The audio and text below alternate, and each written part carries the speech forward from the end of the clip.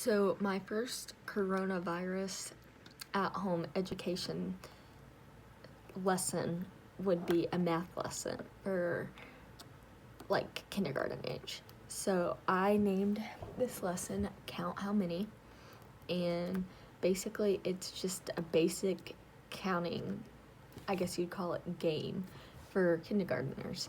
And it's just something they can do to get up and move around throughout their house.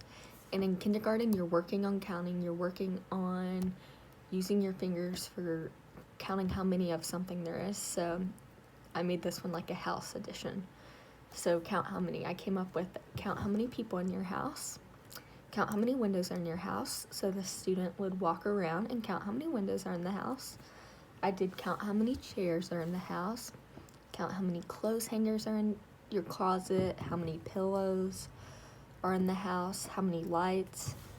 And then my last two were more of an interactive one. It was count how many steps it takes you to get from one side of the house to another, and then one where they can go outdoors. Count how many steps it takes to get around the house.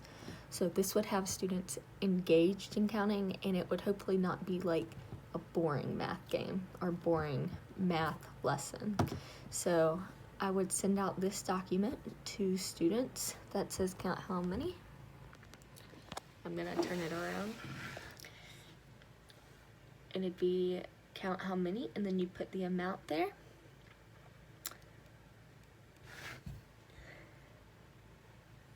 Whoops.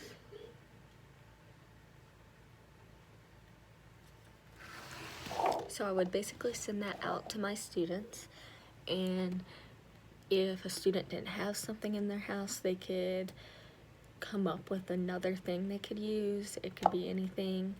And if they didn't have access to a printer, they could just listen to the video and write down on a sheet of paper how many are in each.